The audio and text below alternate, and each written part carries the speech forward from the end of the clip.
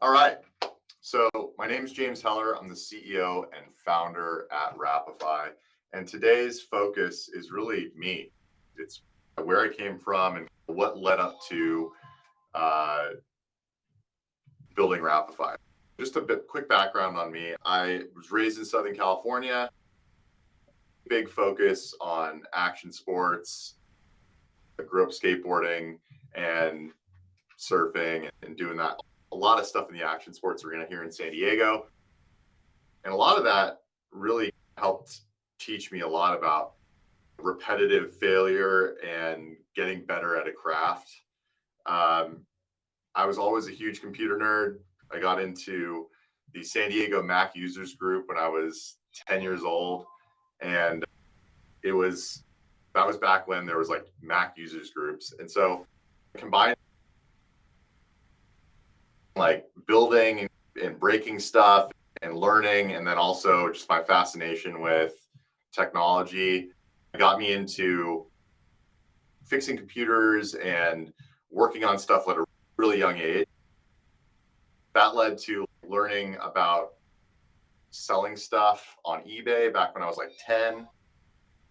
My parents made me an eBay account, which led to learning how to use HTML and CSS to make good looking eBay ads and writing copy. And so all that really came at a really young age. And then I started consulting as a teenager, got into e-commerce and SEO at a really young age. And then the culmination of technology and marketing really came to a head early in my career, focused on cloud computing, network technology, data center technology. And was an early founding team member at a data center and cloud provider here in San Diego, and then ultimately got to go work for global Fortune 50 Ingram Micro, largest technology wholesaler in the world. And so through all of that, I was exposed to lots of digital ad buying. I was controlling pretty large digital budgets, teams that were executing on digital. And I was fascinated. I was always fascinated by out of home. Out of home advertising is kind of a category that Wrapify gets bucketed into. It's anything advertising that occurs outside of one's home. So billboards, transit media, that kind of stuff. And I was equally fascinated by how lacking it was from a media measurement standpoint. Like being able to go back to my CFO or my direct report, whoever I was reporting to, with here's what I spent, here's what it did in terms of return on ad spend, and really focused on this last click attribution type of ad buying experience. But I was also fascinated by brand and just the brands that I had an affinity for growing up in action sports and motorsports. And so that's the other thing. I'm also a huge car nut, big into motorsport. I've been building and restoring cars like since a really young age, and I continue to do that. And I'm actually in the middle of restoring a Unimog, which is like an old military vehicle. Anyways, all that kind of heads into Wrapify, and I really wanted to use a service like Wrapify, and it didn't exist. There was a bunch of companies that came before Wrapify that put stickers on cars. Wrapping vehicles is definitely not new to Wrapify, but before Wrapify, there was really never a platform that allowed you to scale advertising on gig vehicles on a national scale, and then also have media measurement and all the things that you would need as a marketer to actually show that you're getting some sort of return on investment. You're getting marketing performance. You have the ability to report on what you're spending money on. And Wrapify was the first to do that. It was also at the very beginnings of the traction that gig economy was starting to get. So platforms like Uber and Lyft were raising gobs and gobs of capital. So 7 years ago, it was interesting to see the fact that you could get in a stranger's vehicle and get from point A to point B, or order food and have it delivered to your home or your business, and it's being delivered by some third party driver. That all was very foreign, and today it's commonplace.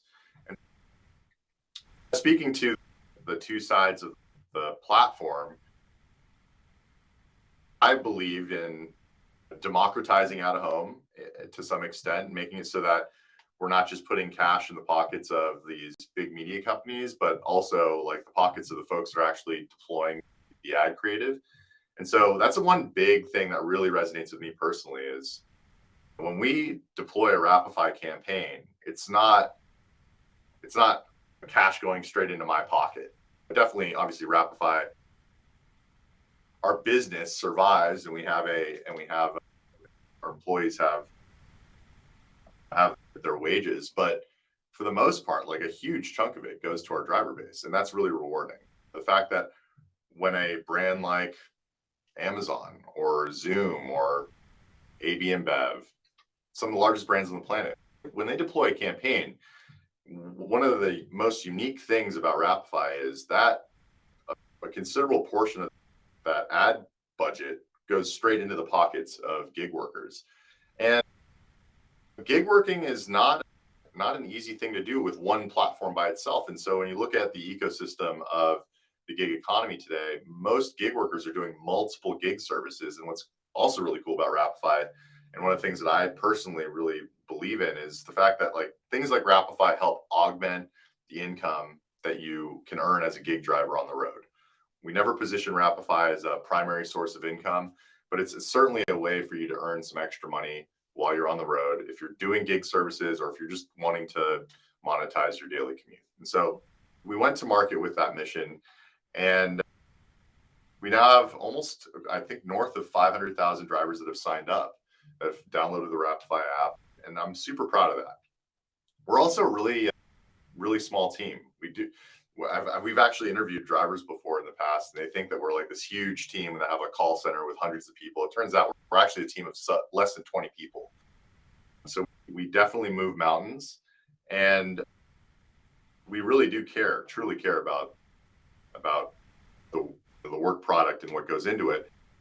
And that's a big part of why we want to do this Reg CF raise. And it's why we decided that, I think it's time that we give our driver network access to investing in Wrapify. And so that's what really went into the decision-making process to deploy a crowdfunding campaign on WeFunder. We wanted to give our driver base the ability to own a piece of what we're building. Ultimately, they're a huge part of what we're building. So why not give them the ability to own a small piece of it? And so that was the ethos of who I am, why Wrapify, why we wanted to solve a problem when it came to augmenting income in the gig economy and media measurement in the out-of-home space, and then why WeFunder.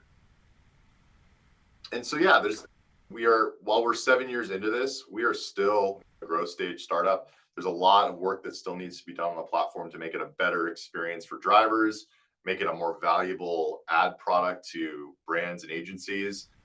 And so that's a big chunk of why we decided to raise this additional capital. We need to scale our sales organization.